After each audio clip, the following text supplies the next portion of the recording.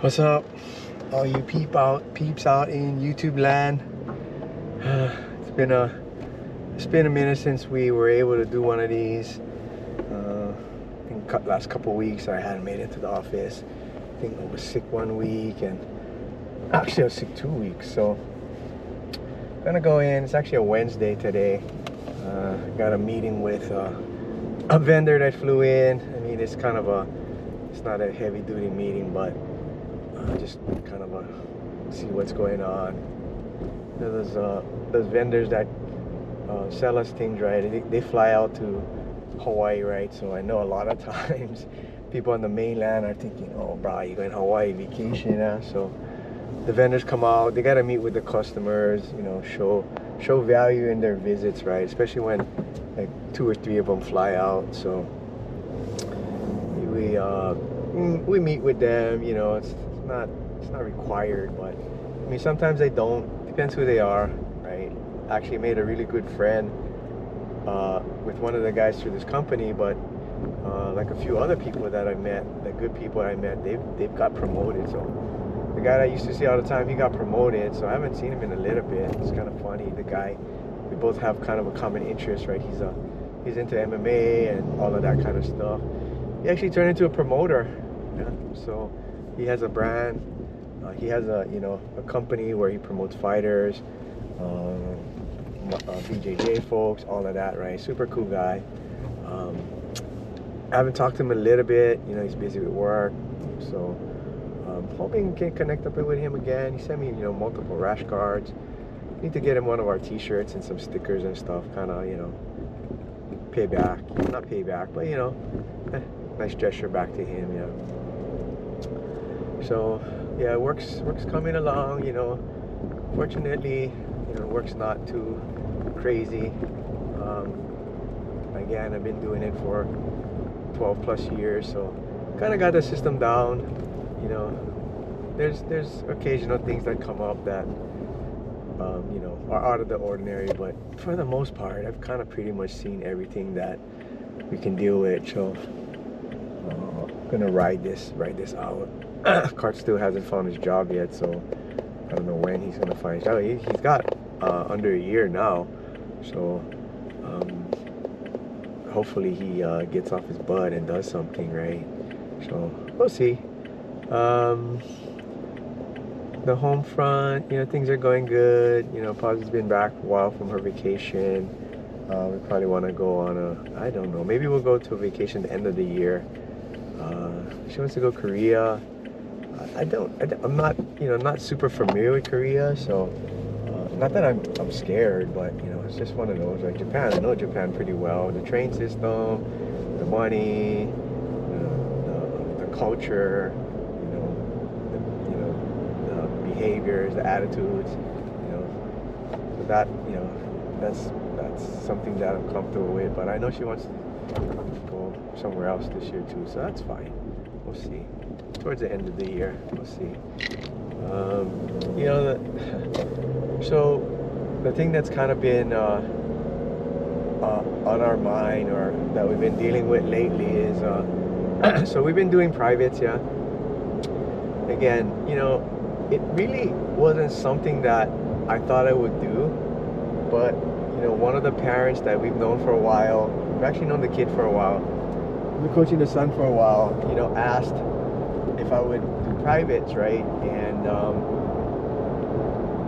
obviously I work at a corporate gym, so we have a corporate pricing structure, and I mean, I guess there's ways to make it cheaper, but I don't know.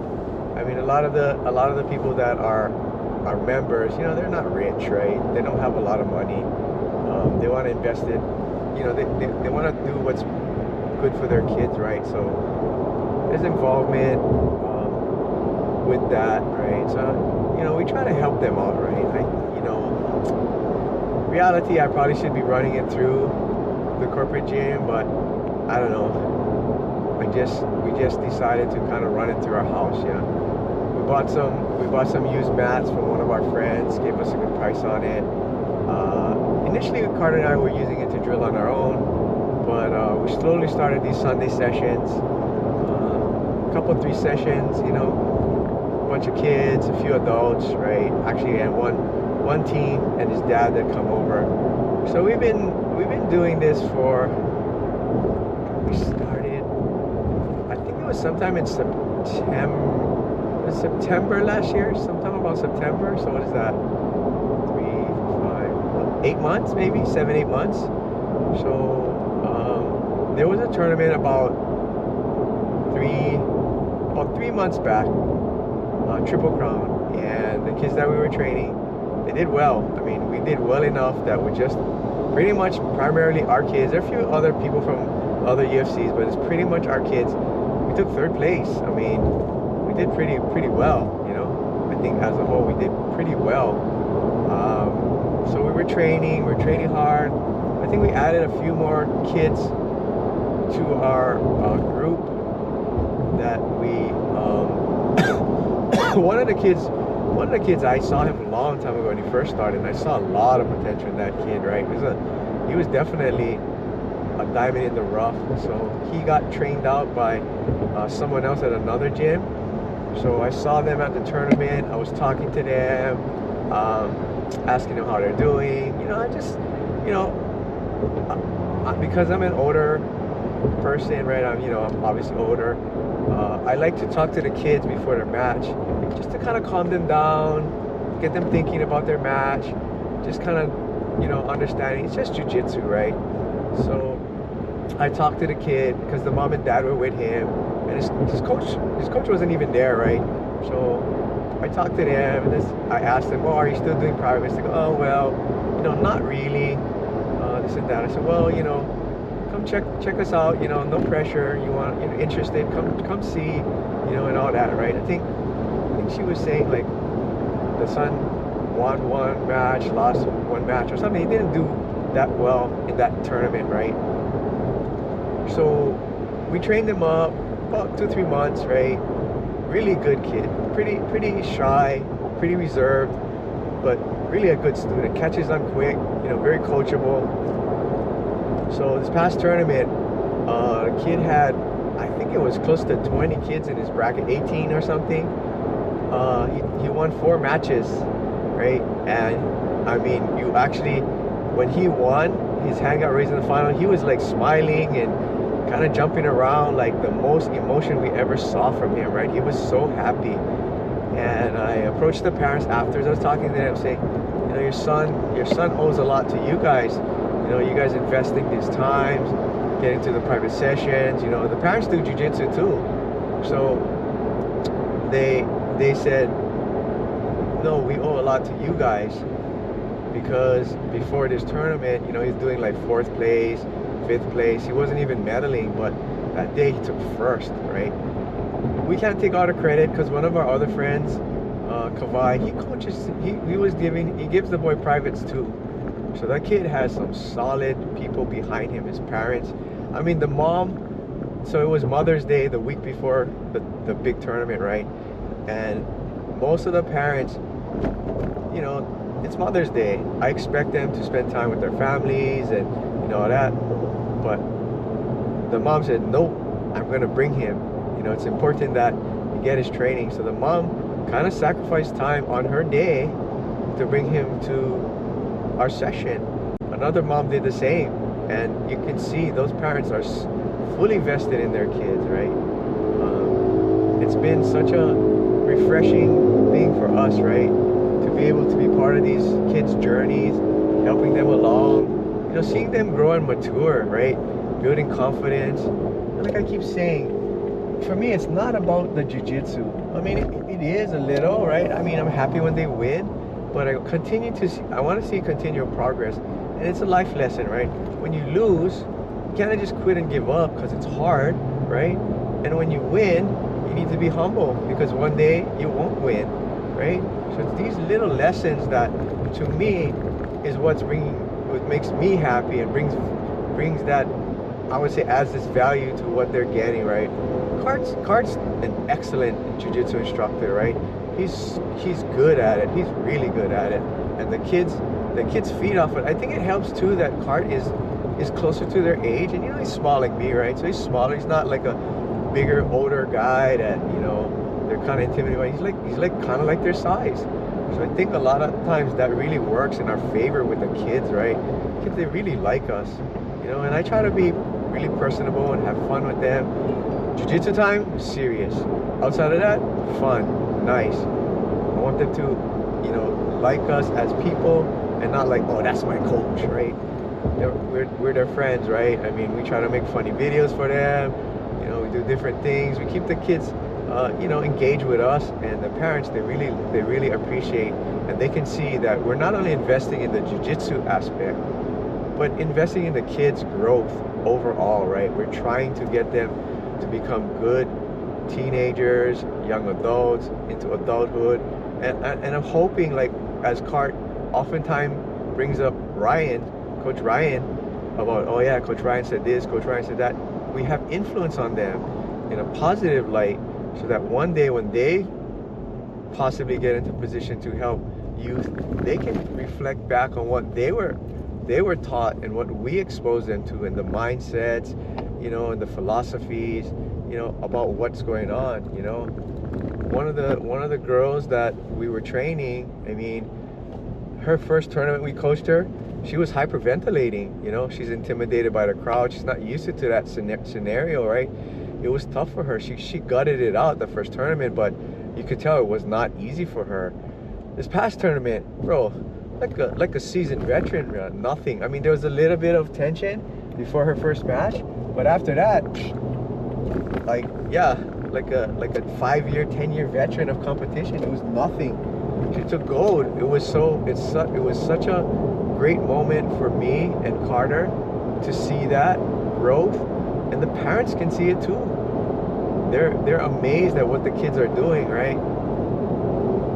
So here's the thing that happened that kind of not messed it up, but I knew it was gonna happen, right? So we're just assistant coaches in this thing, right? And I'll just use the word just lightly, right?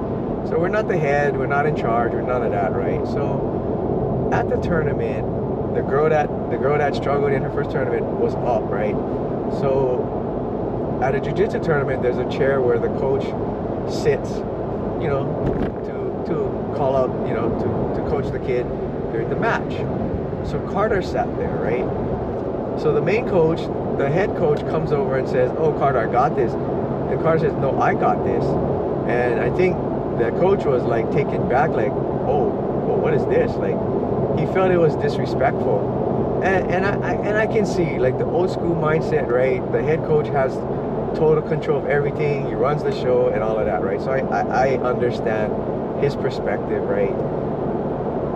I'm hoping that he can kind of see our perspective, and I say our because Cart is an extension of me, that we're passionate about what we're doing. We want to see the kids do well. You know, there's a connection that we've built through the time that we've trained them. So we want to be there for them, right? We want to make sure that they can put their best foot forward. And it's not like Cart doesn't know how to coach. I mean, our coach at where we train, there was a match where he couldn't get to, and Carter coached one of the students there. He commended Carter on excellent coaching, right? Carter knows what he's doing. He's good at it. He's actually better, even with the other training stuff. Carter's better than it at me. Like, you know, as you're older, mind's a little slower. Sometimes it gets stuck, right? He's just on top of it. Like, he's good at it, right? So that day, you know, the main coach kind of made a big deal about it. The parents were around, and it was awkward, right? It was just very, very, very, there's a lot of tension. So coach called me outside. He was all heated, you know, he's getting excited. You know, I think some of it is that, you know, we are doing our training on the side. Even though he says he's for it, you can sense that there's a little bit of uncomfortableness with it. I don't want to say jealousy. Maybe jealousy is not the right word, but he's not 100% comfortable with it. Even though he says he is, that seems to be the thing that always sticks out, right? I mean, I get it, you know, we probably should have addressed this sooner. We should have talked about it, right? Figured out how it's going to play out, but I was hoping it would kind of work itself out, which it didn't. So this afternoon, we have a meeting with him to try to hash it out, right? So yesterday, I was kind of laser focused on a specific idea, like I'm just gonna come in, I'm gonna make my demands. I guess I got kind of worked up because I was talking to Paz, and we're kind of on that right train, right? So I talked to Maya last night, our coach where we train at. He gave me some insight, right? And he kind of tried to give a different perspective of how to look at it. And then there's another black belt that I really respect, right? So I traded some message with him this morning, and he kind of gave me some different views, right, on how he handles it and what he's looking at, and probably why the main coach reacted the way he did. Yeah. So I think today, instead of like forking the road left or right, I'm gonna approach it a little differently, right? I'm gonna present my ideas on what I think could help us move forward, and kind of see what the coach says, right?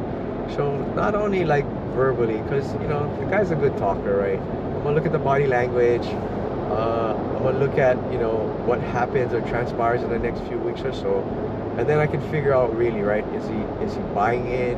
Is he on board with it, right? Is he comfortable with this idea that we have, or was he just kind of saying stuff in the meeting just to kind of trying to get over it, right? So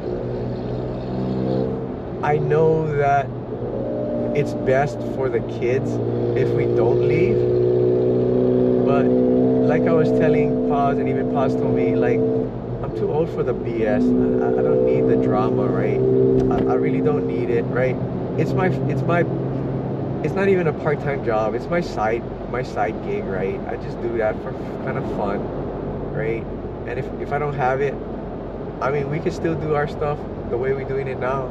Just add a few weekdays to it, right? You don't need to be there, but I definitely miss the kids and the relationships that we built with the adult class, right? I mean, we get a solid turnout every Wednesday. People want to come train with us. They can see our passion. We'll spend an hour with somebody after class and not even realize an hour went by, right? Because we love jiu-jitsu and we want to help people get better. It's really the goal, right? Again, it's no ego. I'm not in for the recognition, none of that stuff, right? I don't want to, I'm not in it for the glory. Like I said, it's to help people get better at jiu-jitsu. It's to help the kids be ready for adulthood, right? Understand the challenges of life. Kind of like, someone told me you're teaching them life lessons, and it's exactly what it is, right? So one of our boys from UFC, that we don't coach him, right? But I know the dad, we've trained together for a long time. He had a tough match and he lost, right? So after the match, I walked up to him, I said, good job. You went out there, you fought hard. He said, I told him, but just because you lost, that doesn't mean you should give up or quit. That just means you need to try harder and push harder for the next one, right? Because it's easy to just say, you know what, I kind of win, I just gonna give up. But then that's just gonna be what you're like in life, right? It's a microcosm of your future. When it gets hard, I just give up and I just do something else, right? Life's hard, It's like they say, you gotta keep trying. And a lot of the most successful people in this world have failed numerous times. There's multiple stories about that. So if those guys gave up after the first time, the 5th time, the 10th time, the 15th time, they wouldn't be where they're at, right? Perseverance, right? Persistence, right? That internal fortitude to keep trying. It's an important trait of an individual. I mean, I've been in jobs that were very difficult, but I stuck it out. I knew that I had to do the job because my family was relying on me. People were counting on me, right? I can't just give up. So, I want to share those mindsets, those attitudes with other kids, right? Especially I know these kids like us, and in that sense they respect us, right? So things that we say, they may not initially like understand it or like say, oh, thank you for saying that. At some point, right, it's going to be processed by their brain, and they're gonna understand what I was trying to say. And maybe 5 years from now, it might catch them like, oh yeah, I remember Coach Carter told me this, or Coach Robin was talking about this thing and this and that. And then that's my payoff. That's where I want it. That's where I really want to see it happen, right? This is what I want, right? The jiu-jitsu, like I said, the jiu-jitsu is just a vehicle for me to help kids, right? because we see so many scenarios where kids fall off and they get connected with the wrong crowd. I watched that video about the guy, I think Kyle, I forget what his last name, Kyo Sang or Q Sang or something like that. He was a high level golfer, right? Super high level golfer. I mean, he probably, he competed with Tiger Woods. I mean, he was up and up with Tiger Woods. I mean, so you can imagine at a junior golf kids level, he was awesome, right? But he made a couple wrong decisions. He tried to become something he wasn't, and he wasted a big portion of his life. He was in jail, right? Fortunately for him, he found a higher power, and it gave him meaning to his life, right? But think about, I'm sure he thinks about, well, if I hadn't gone the wrong path, and those years I spent in jail, I was already giving up to the higher power and focused that way, how much more I could have given to people, right? So don't take for granted that just because you say something to a kid, there's no impact, right? Just because they're like 7 or 8 years old, you don't realize how much it can impact a child, right? Having positive role models in a child's upbringing is huge, right? It's huge. Having positive people around you, it's so big, right? So that's why, I mean, I love the adults program too, but I have a strong passion for the kids program. I'm firm with them, but I'm not mean, right? I'm showing them, explaining, kind of understanding that there's discipline in martial arts, right? It's not playing on the playground and running around during recess. It's like school. You need to focus and concentrate. You need to do your homework. If you want to get better at it, it takes work from you. You can't expect to be good just based on listening to the teacher. It's a lot more than that, right? So anyway, today was a long ramble. Appreciate anybody who stuck it out and listened to my little rant.